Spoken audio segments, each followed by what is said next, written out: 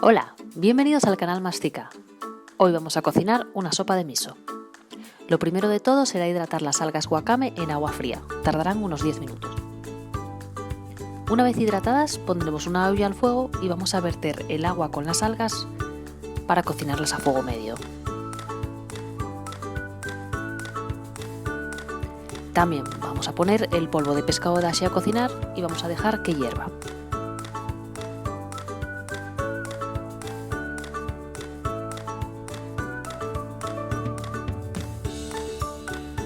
Una vez que haya hervido vamos a añadir la cebolla fresca y el tofu.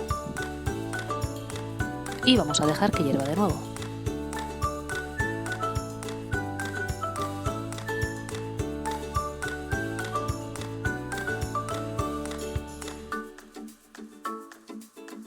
Una vez hervido vamos a apagar el fuego y vamos a incorporar la pasta de miso. Para disolverla bien recomiendo poner un poquito de agua de la cocción en un cuenco aparte e ir revolviendo poco a poco hasta que se disuelva del todo. Una vez que se haya disuelto, la incorporamos al caldo para que se integre completamente. Es importante no hervir la pasta miso porque es un probiótico natural. Por eso la vamos a añadir justo al final, antes de servir.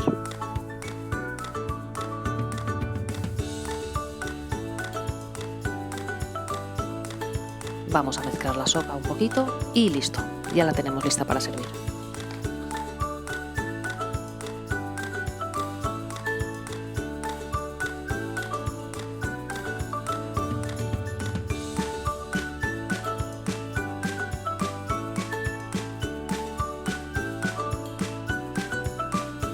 Para decorar la sopa le vamos a añadir cebollino fresco.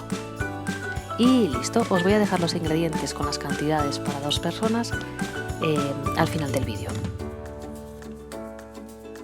Déjame en comentarios qué te ha parecido la receta o qué tal te ha salido si la has hecho. Dale al like si te ha gustado y no olvides suscribirte al canal para encontrar más recetas. Nos vemos en el siguiente vídeo.